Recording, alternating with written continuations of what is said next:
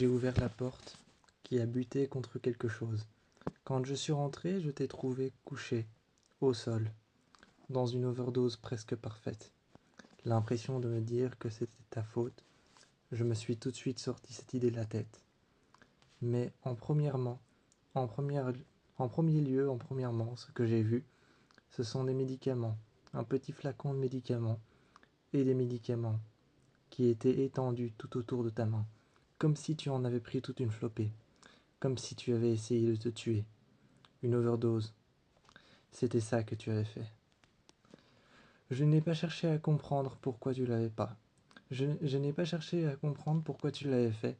Je n'ai pas cherché à comprendre pourquoi est-ce que tu étais allongé par terre ou quelle dose tu avais pris. Ça, je n'ai pas cherché à le comprendre. Je me suis juste couché et installé près de toi. En me couchant et en m'installant près de toi, j'ai pu sentir tes battements de cœur. J'ai pu sentir ton pouls en mettant ma main, mon bras, tout le long du tien et en posant ma main près de ton poignet. Ton pouls était régulier, ta respiration était normale, calme. Tu étais calme, allongé par terre. En fait, tu dormais, mais tu étais presque en position d'overdose. Tu avais pris énormément de médicaments. Je me suis simplement dit que quand tu allais te relever, tu allais peut-être avoir énormément mal à la tête, que j'allais peut-être devoir te tenir les épaules, pendant que tu vomirais pendant que tu seras en train de vomir tes tripes au-dessus des toilettes. Alors que tu seras en train de vomir au-dessus des toilettes, peut-être que je vais devoir te tenir les épaules, ou alors te tenir les côtes, pour que tu puisses vomir et recracher tout ce que tu as avalé. Peut-être même que je vais devoir enfoncer mes 2 doigts à l'intérieur de ta bouche, ou alors t'aider à le faire, enfoncer tes doigts au fond de ta gorge le plus possible pour que tu puisses finalement tout recracher. Alors peut-être que tu vomiras sur ta main aussi. Mais je n'ai pas cherché à comprendre quoi que ce soit. Quand la porte a buté contre ton pied, je t'ai regardé allongé, dans une position de faiblesse. Dans une position de faiblesse, comme si la vie n'avait plus aucune importance. Comme si la vie n'était plus importante. Comme si tu n'étais plus important. Comme si plus rien ne t'intéressait. Quand je t'ai vu dans cette position de faiblesse, allongé par terre, un bras vers l'avant et un bras qui passait juste en dessous de ton cou. Un bras sous ton cou, plié, et un autre vers l'avant. En position, j'ai alors pris ton bras qui était tendu et je l'ai plié. Je l'ai plié juste devant toi, sur le côté. J'ai rabattu ton autre bras, le long de ton corps. J'ai plié tes jambes, que j'ai ramenées près de tes cuisses. Je t'ai mis en position. Simplement je t'ai mis en position de contrôle. Quand je t'ai mis en position latérale de sécurité, en te mettant en position latérale de sécurité, je me suis dit que c'était mieux comme ça que de te voir allongé, les jambes un peu pliées, un bras tendu et l'autre plié sous ton cou. J'ai rabattu ton bras, je t'ai tourné comme il le fallait et je t'ai mis en position latérale de sécurité.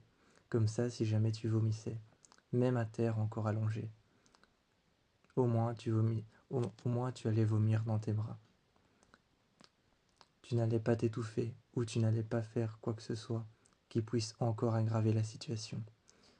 Une fois que j'ai replié tes jambes, replié tes bras, je t'ai laissé contre le sol et je me suis mis tout près de toi, sans rien dire.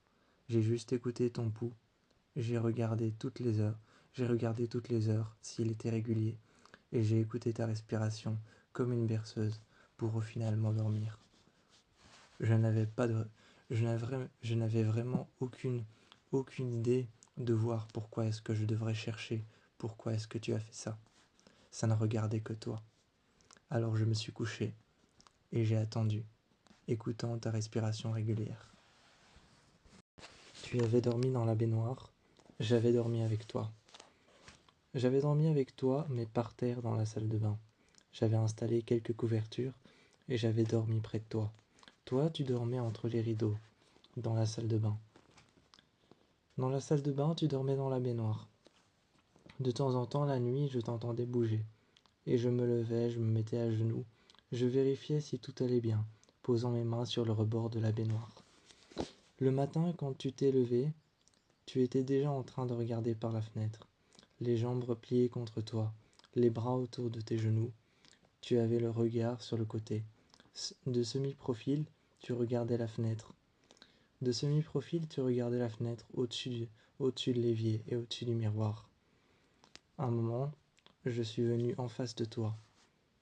Je suis venu en face de toi et j'ai claqué deux fois de suite des doigts. En me mettant en face de toi, je t'ai demandé qu'est-ce qui se passe? Tout va bien? Je t'ai demandé si t'avais envie de vomir, si t'avais mal à la tête, si t'avais envie de vomir ou envie de boire quelque chose. Tu m'as regardé et tu as dit non. Pourquoi tu me poses toutes ces questions? J'avais l'impression que tu avais complètement oublié ce qui s'était passé. Alors au final, je suis venu près de toi et je t'ai dit tu ne te souviens vraiment de rien?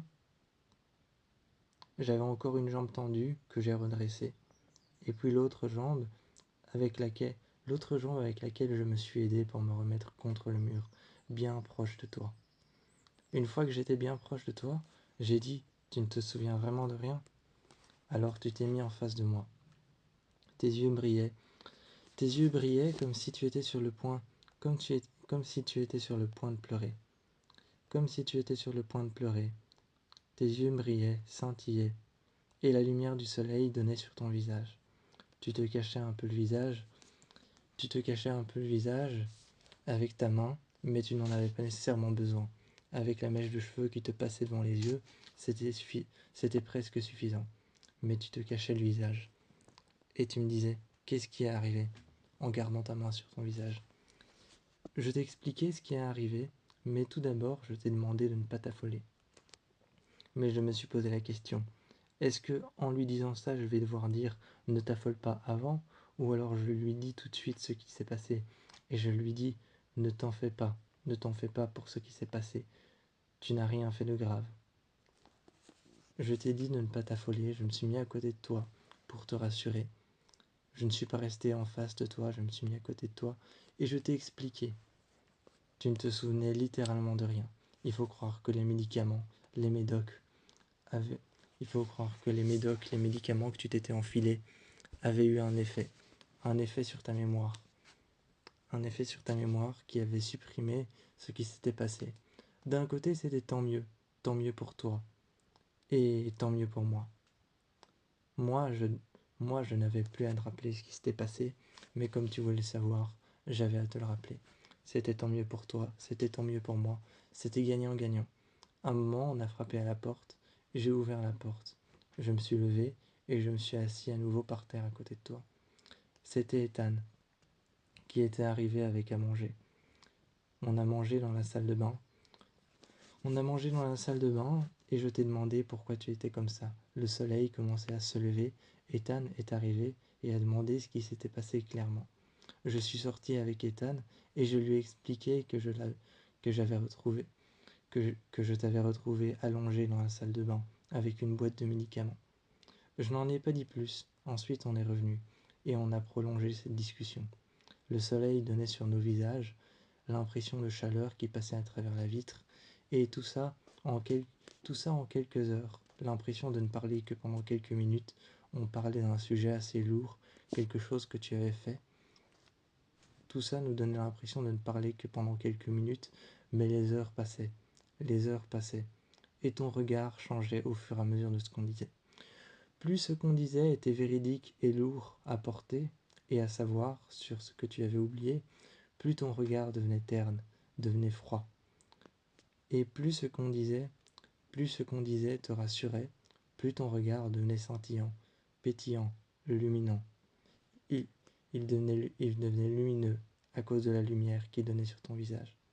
Mais plus ce qu'on disait était lourd à porter, plus ton regard s'éteignait. À l'inverse, il s'allumait, plus ce qu'on disait était rassurant.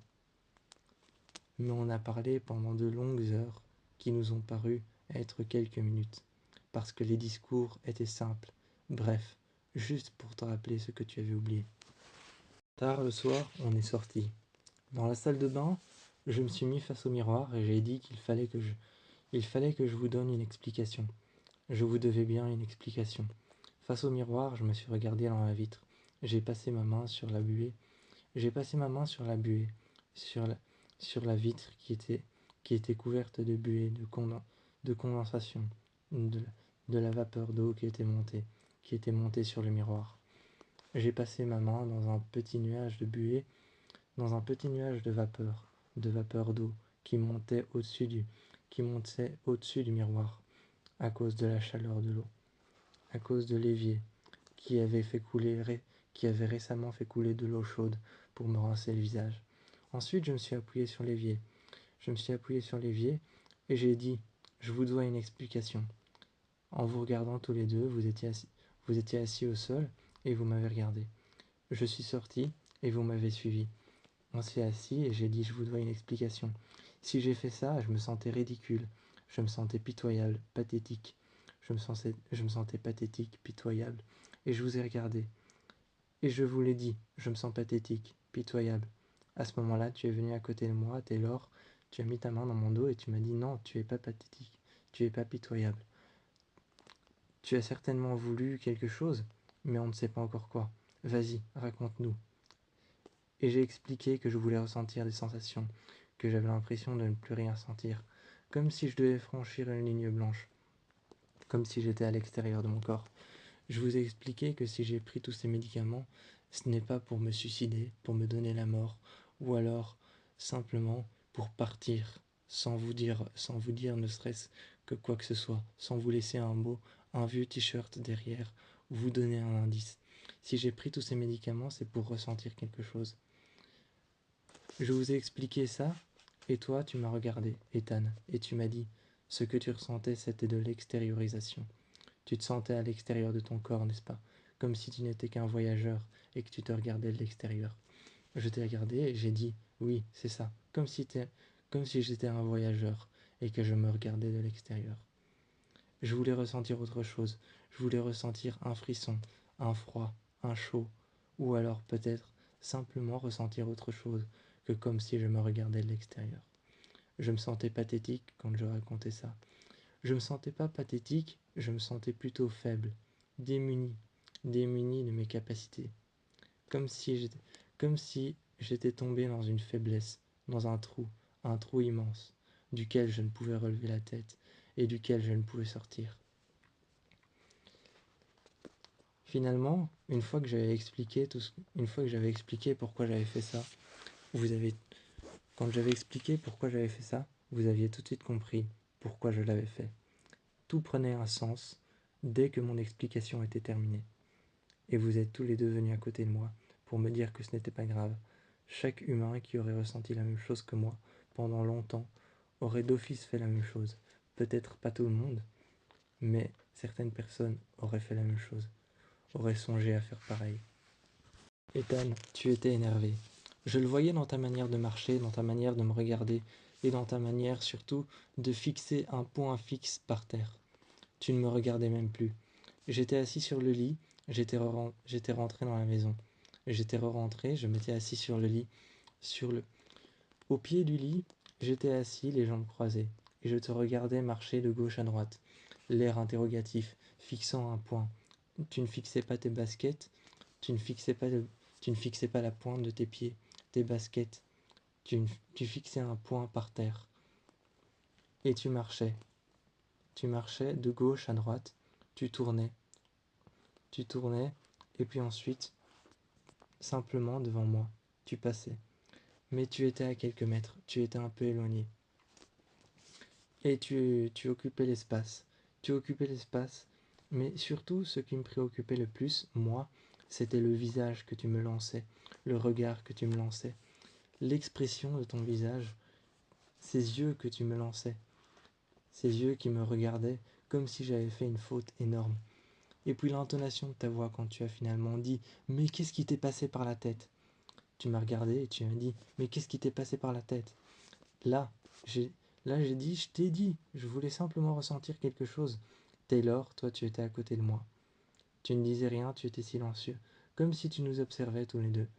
Et je t'ai dit, et j'ai haussé les épaules, posant les mains sur le matelas, juste à côté de mes pieds, que je pouvais sentir l'un à côté de l'autre. Mes jambes croisées, j'ai mis mes mains à côté de mes pieds, ma main gauche à côté de mon pied, et ma main droite à côté de mon autre pied. Mes jambes croisées, j'ai dit, je t'ai dit, je voulais ressentir quelque chose. La tête un peu baissée, le regard un peu relevé, l'air un peu coupable. Je t'ai dit, c'est juste ce que je voulais. Et tu t'es énervé et tu as crié, si tu voulais ressentir la mort, là c'est réussi. Franchement, bravo. Et tu m'as regardé avec un air un peu ironique. J'ai dit, c'est bon, je t'ai dit que je suis désolé. Je le referai plus jamais. Tu as haussé les épaules et tu as soufflé, comme si tu, comme si tu ne t'intéressais pas vraiment à ce que j'avais promis. Mais je ne le ferai plus jamais, c'est vrai. La nausée, les vomissements, l'impression que tu es fatigué, tout ça à cause des médicaments et des effets secondaires, je ne le referai plus. C'était promis, c'était juré. Alors je t'ai demandé juste une chose, de venir m'embrasser. Tu t'es mis à côté de moi, tu m'as embrassé. Et il n'y avait ni une impression que tu le faisais simplement parce que je te l'avais dit, ni une impression que tu le faisais avec un peu de recul. Simplement, tu étais venu, mais tu n'avais pas montré un visage délicat. Tu m'as embrassé, et je t'ai dit, voilà, est-ce que maintenant tout peut revenir dans l'ordre? Et tu m'as regardé. Tu m'as dit, tu me le promets? J'ai dit, je te le promets. Et à partir de là, j'ai eu l'impression que tout est revenu dans l'ordre. Ton visage s'est apaisé. Les sentiments dans la pièce sont devenus moins lourds. J'avais la certitude, toi comme moi, et aussi Taylor, que tout était redevenu comme avant. Le soir, j'étais curieux. J'avais fait à manger et que j'avais préparé sur la table. J'avais préparé plusieurs plats, des plats froids, et j'avais préparé à manger des plats froids, principalement des plats froids, parce que je n'aimais pas trop manger chaud je n'aimais pas trop manger chaud le soir. Je disais toujours que ça pesait sur l'estomac et que j'avais un mauvais sommeil. Et mauvais sommeil chez moi égale anxiété. Mauvais sommeil chez moi égale une anxiété forte, égale même un recul envers les gens. Et je n'avais pas envie de me reculer de vous. Je n'avais pas envie, je n'avais pas envie d'avoir une anxiété ou de devenir irritable. Alors j'ai préparé des plats froids principalement. Principalement des plats froids ou principalement des plats qui étaient sucrés et salés en même temps. Je les ai déposés sur la table et quand vous êtes arrivé, vous m'avez dit waouh, pourquoi tout ça? Pourquoi est-ce que tu nous fais tout ça? Toi, tu t'es assis, toi, Ethan, tu t'es assis sur le côté du fauteuil. Tu m'as regardé et tu m'as dit allez, viens là. J'ai suivi le mouvement de ta main qui me disait viens là. Et finalement, je me suis mis près de toi. Tu as posé ta main sur mon épaule, tu m'as tenu contre toi et tu m'as dit tu sais, peu importe ce que tu ressens, peu importe ce que tu fais, si je suis fâché ou si je suis énervé, si je t'ai regardé comme ça la dernière fois dans la chambre, c'est par peur. Et j'avais peur. J'étais pas fâché contre toi. J'avais peur de te perdre. J'avais peur de te perdre, de te reperdre. Parce que je sais que ce n'est pas la première fois que ça t'arrive. Je sais que ce n'est pas le premier genre de choses qui t'arrive, ou le seul genre de choses qui t'arrive. J'avais peur de te perdre, c'est tout. Je t'ai regardé, je t'ai embrassé, et j'ai dit, mais moi aussi j'ai eu peur. J'ai eu peur et tu sais pas à quel point. Peur de plus jamais revenir moi-même. Peur de plus jamais redevenir moi-même. Et tu m'as dit à ce moment-là, mais tu es toi-même. Et je suis parti. Finalement, je t'ai pris, je t'ai, je t'ai pris par la main, et j'ai dit, viens à table avec nous. Parle-moi un peu plus de cette extériorisation. Qu'est-ce que c'est? Et tu m'en as parlé davantage.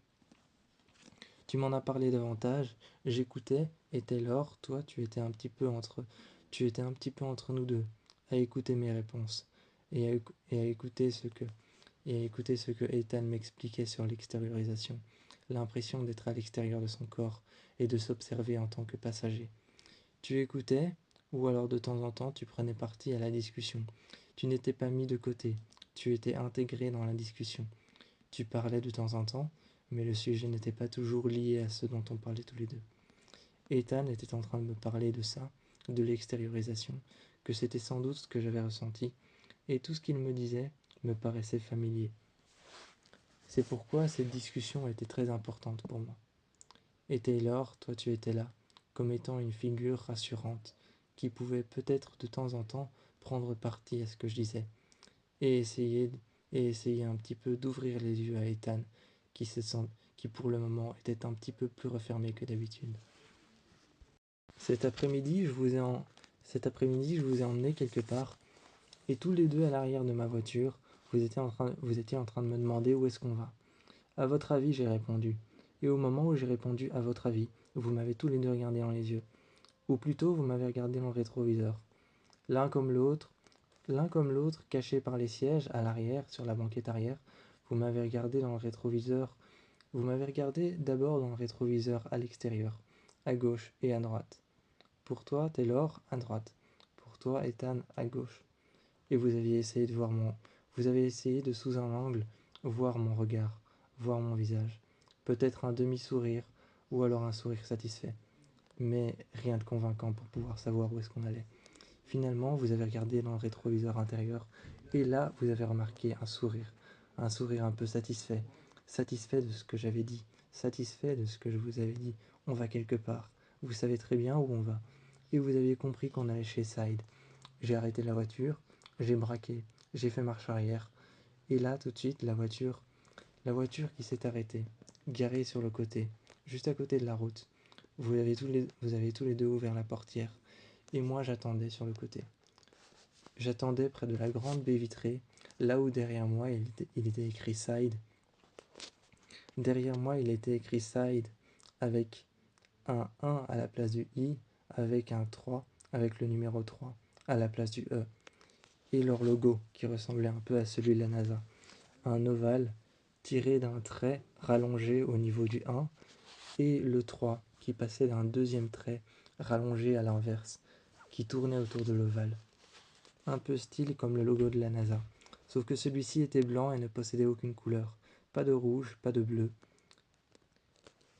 Juste du gris un peu blanc, un peu blanchi, un gris un peu pâle. Et ce logo si spécial, et ce 3 utilisé pour faire un E, et ce 1 utilisé pour faire la lettre I. On est arrivé, j'ai ouvert les portes, et je vous ai parlé de cet essai pharmaceutique. Je vous ai parlé de cet essai pharmaceutique qu'avait lancé Side pour pouvoir peut-être retrouver la mémoire, retrouver les souvenirs que je voulais oublier, ou certaines choses comme mon passé, certaines choses qui pour moi étaient encore trop floues, dont je ne vous avais pas encore parlé.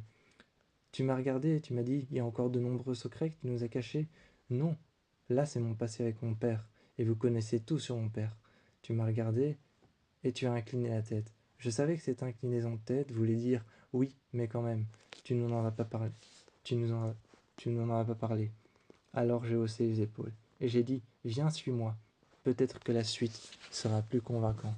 Et les médecins ont été beaucoup plus convaincants pour te montrer les essais pharmaceutiques de ces médicaments et te raconter comment est-ce qu'ils fonctionnaient sur le corps, sur mon corps, comment est-ce qu'ils fonctionnaient sur le système nerveux et comment est-ce qu'ils fonctionnaient sur la mémoire.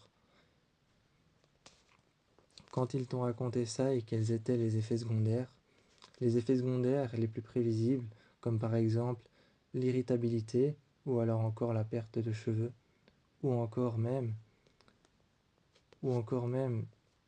se sentir un peu reclus, ou s'éloigner des gens. Les effets secondaires classiques. Les effets secondaires qu'on peut retrouver comme des maladies comme la dépression. Mais rien de grave, cela variait selon la personne qui prenait le médicament, et ce n'était qu'un essai pharmaceutique, rien qui n'était encore concluant ou qui n'était parvenu à sa fin. Ensuite, je me suis garé en ville. Je suis monté à l'appartement et je suis allé voir ma mère. Elle était occupée dans la cuisine à nettoyer les couteaux et à les ranger les uns après les autres dans le porte-couteau. Elle faisait la vaisselle, rangeait les plats qu'elle avait déjà préparés. Il y avait une énorme pièce de viande qui était couverte de sang qu'elle était en train de laver qu'elle était en train de laver et de rincer avec de l'eau. Au-dessus, elle passait un essuie et elle le glissait à l'intérieur du frigo. Une pièce de poisson, elle, qu'elle avait salée et qu'elle avait recouvert d'épices. Cette pièce de poisson qu'elle avait tranchée des deux côtés avec un couperet et qu'elle avait posée sur une plaque qu'elle avait elle-même mise à côté de la pièce de viande. Posait aussi un essuie au-dessus. Je lui ai demandé pourquoi elle faisait tout ça, mais elle avait un dîner ce soir avec un vendeur. Alors j'ai haussé les épaules, elle m'a regardé, elle m'a dit « Oui, qu'est-ce que tu veux ?» S'est tournée et a déposé le couteau. J'ai entendu glisser le bruit de la lame dans le porte-couteau métallique, une lame en métal contre un porte-couteau métallique.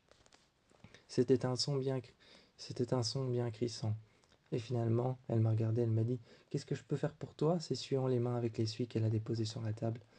Et je lui ai dit « Tu peux venir 2 minutes ?»« Attends là. » Et je lui ai dit d'attendre. Et elle a attendu, elle a croisé les jambes et m'a regardé. Elle m'a dit « Où est-ce que tu vas ?»« Je vais chercher ma sœur. Je reviens tout de suite. » Et je suis allé chercher Élise. J'ai frappé à la porte et elle m'a dit « Entrez ?» Et je suis entré. J'ai dit « Élise, tu peux venir, s'il te plaît ?» Elle m'a regardé et a fait de l'humour en disant « C'est la première fois que c'est toi qui viens. C'est la première fois que c'est toi qui viens dans ma chambre et qui me dit tu peux venir. Généralement, c'est moi qui viens dans ta chambre et qui dit tu peux venir.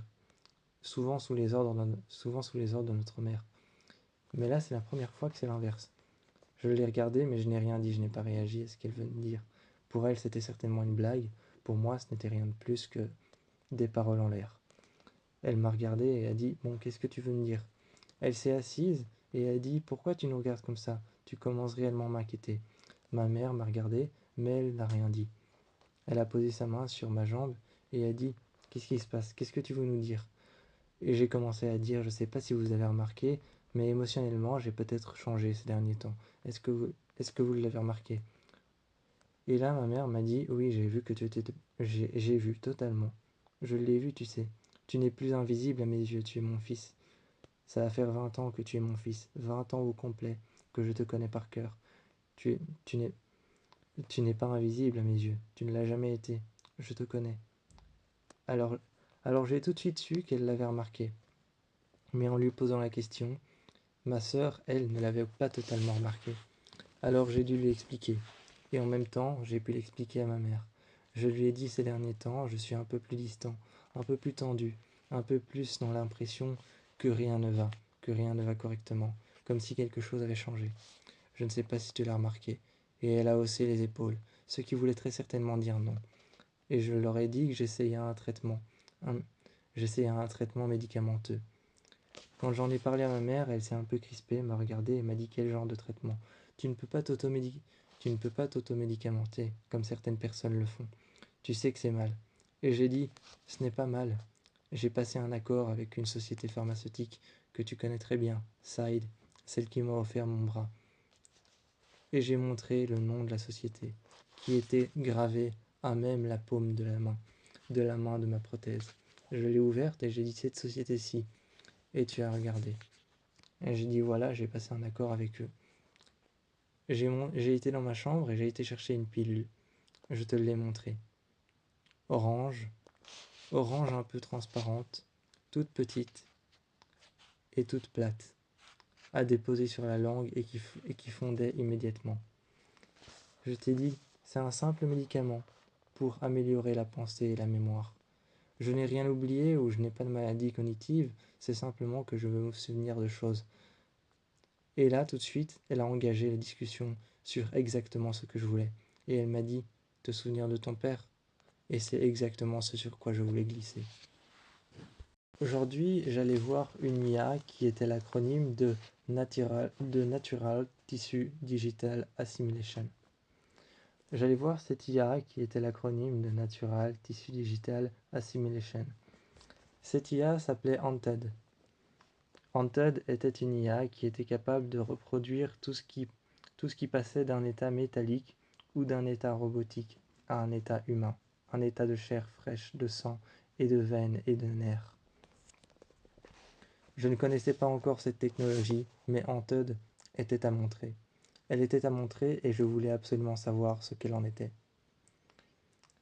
Elle assimilait des données, entraînait des codes, écrivait des sources, et ensuite, elle passait d'un état métallique Elle passait d'un état métallique, un état robotique, un état de machine, à un état d'humain.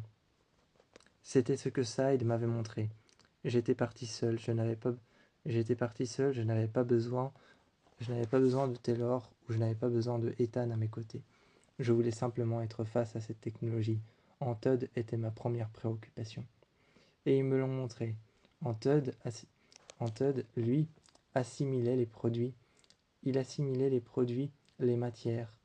Il assimilait tout avec des codes fonctions, des codes sources. Il les écrivait, les réécrivait, jusqu'à trouver les bons codes pour pouvoir transformer la matière.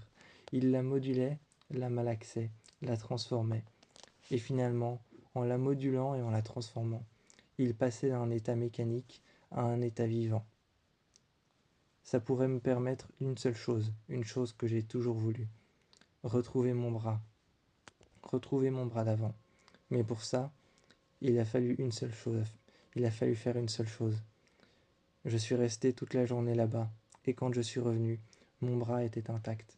On a dû ouvrir la prothèse en deux, la désarmer de ses fonctions, retirer l'IA, retirer toutes les matières, métal, ou alors encore le cuivre et le carbone.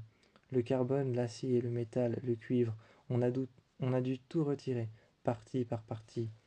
On a dû retirer toutes les parties. La partie de l'épaule, les parties des articulations, les parties pliantes, les parties des articulations. Chaque petite partie d'articulation de doigt ou alors de phalange, chaque petite partie d'articulation au poignet, chaque petite partie d'articulation à l'épaule et chaque petite partie d'articulation au coude devait être retirée. Ensuite, le reste sur le bras était retiré. L'intérieur était ensuite coupé, sectionné. Et on m'a donné une seule chose à faire.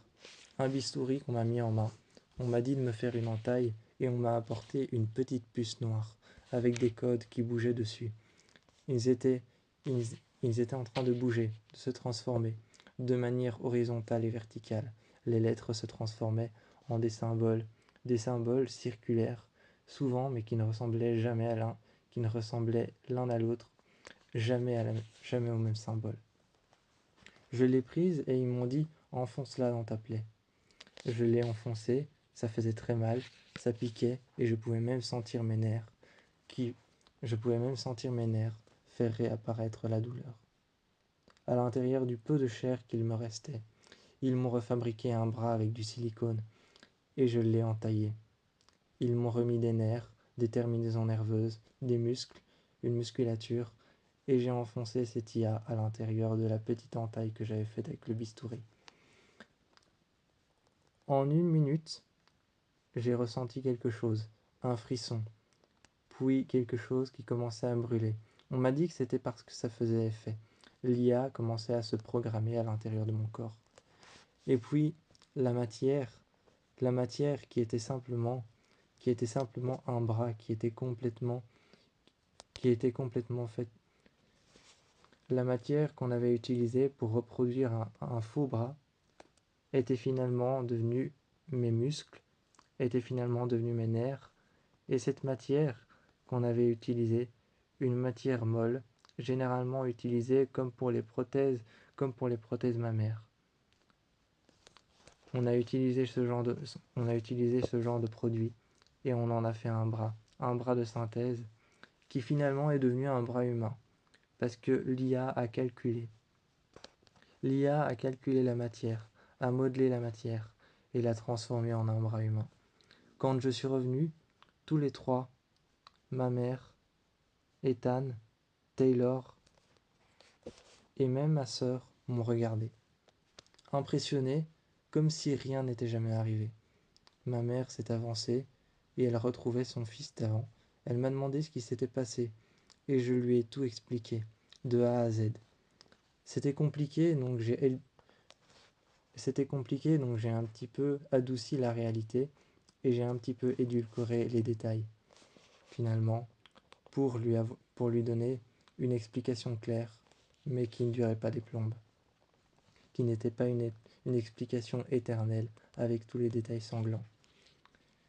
Finalement, avec Taylor et avec Ethan, j'ai fait la même chose. J'ai adouci la réalité pour ne pas leur montrer pour ne pas leur dévoiler ce que j'étais parti faire. Et ils avaient écouté attentivement, et tous les deux s'étaient approchés de mon bras, comme Nara, ma chienne, qui elle aussi s'était approchée de mon bras, était venue se mettre à côté comme si elle retrouvait la chaleur de mon bras avant, là où elle venait se poser, et là où elle venait parfois même lécher mon bras de temps en temps, comme si elle en retrouvait la chaleur. Vous deux, vous l'avez regardé, étonné, mais en même temps impressionné, et en même temps tellement content de retrouver mon bras tel qu'il était avant. On est arrivé à la maison qui était connectée à l'IA de ma prothèse. Et finalement, comme j'avais retrouvé mon bras humain, grâce à cette prothèse, Antud, grâce à Antud, j'avais retrouvé mon bras. J'avais retrouvé mon bras tel qu'il était avant l'accident. Alors maintenant, j'étais en train de me poser une question complètement légitime. Qu'est-ce que j'allais faire de toute cette intelligence artificielle autour de moi? Qu'est-ce que j'allais faire de toute cette intelligence artificielle, toutes ces IA et tous ces avantages électriques et électroniques autour de moi qui étaient en train de m'aider pendant que j'avais ma prothèse au bras? Qu'est-ce que j'allais en faire? Et j'étais à la maison qui était connectée à l'IA à l'intérieur de ma prothèse. Et j'ai appelé Saïd et je leur ai dit, qu'est-ce que je dois faire maintenant de toute cette intelligence artificielle? Ils ont trouvé une solution très simple. Ils m'ont créé une télécommande. Ils m'ont créé une télécommande à partir de l'IA qui avait à l'intérieur de ma prothèse. Ils m'ont montré une image, m'ont envoyé une photo tard le soir sur mon PC comme quoi ils avaient gardé toute la matière et qu'ils l'avaient gardée dans un bocal rectangulaire sur un bras de synthèse qui avait été fait en plexiglas. Ils avaient gardé toutes les parties de la prothèse et avaient gardé l'intelligence artificielle à l'intérieur d'un petit cube, un petit cube qui retenait les énergies électriques. Ils l'avaient ouvert, avaient créé une petite télécommande et tout de suite je me suis rendu chez Side. J'ai utilisé la voiture de Taylor. Je me suis dit que ça irait plus vite, parce que la mienne est un peu plus lourde que la sienne est un peu plus légère que la mienne. Alors, je suis vite allé chez Side, je suis revenu, et une petite télécommande m'avait été livrée dans une boîte. Je l'ai ouverte, et il n'y avait qu'un seul bouton de pression dessus, et tout autour, une sorte de cercle sur lequel je pouvais faire glisser mon doigt, et plus je le faisais glisser à droite, en cercle, plus je le faisais glisser à gauche en cercle, ou plus j'appuyais avec une certaine pression, plus je pouvais gérer. Je pouvais gérer la lumière, je pouvais gérer l'ouverture des portes. Mais à chaque fois, je devais avec un mini clavier en dessous de la télécommande. En dessous de la télécommande, à l'arrière, il y avait un mini clavier.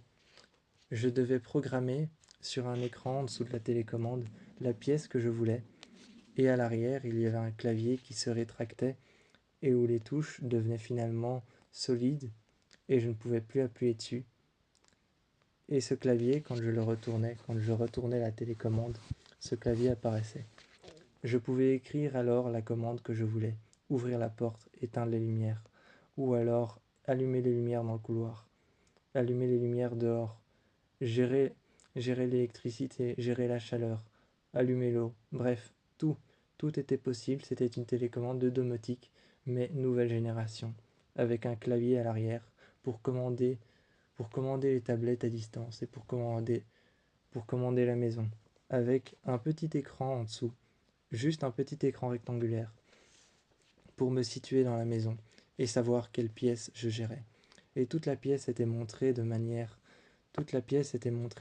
calculée, de manière, de manière, de manière à ce que la chaleur était montrée, de manière tempérée, au niveau de la température, au niveau au niveau de la taille de la pièce, de la température qu'il faisait à l'intérieur, et même au niveau de l'oxygène, si elle était pure, faible, s'il fallait ouvrir la fenêtre ou non. Tout était montré sur l'écran. Et j'avais reçu cette petite télécommande noire qui disposait maintenant de l'IA que j'avais à l'intérieur, de ma prothèse. C'était un peu comme si elle ne m'avait jamais quitté, mais que j'avais retrouvé mon humanité. On était quitte finalement. Et cette petite télécommande allait me permettre de continuer à vivre dans la maison, sans aucun souci. J'ai été chez Side et je les ai remerciés de tout ce qu'ils avaient fait, et surtout de m'avoir offert la possibilité de continuer à vivre dans cette maison à laquelle je m'étais acclimaté avec vous deux, Ethan et Taylor. Je m'étais acclimaté avec vous deux de cette maison, donc je ne pouvais pas la quitter comme ça, simplement parce que j'avais retrouvé mon bras grâce à une autre IA. Grâce à une autre intelligence artificielle, je ne pouvais pas quitter cette maison comme ça, en un claquement de doigts, en un battement de cils, simplement parce que j'avais retrouvé mon humanité. Il fallait que je reste, et que je trouve un autre mode, et qu'il fallait que je trouve un autre mode de vie. Il fallait que je me réadapte encore une fois.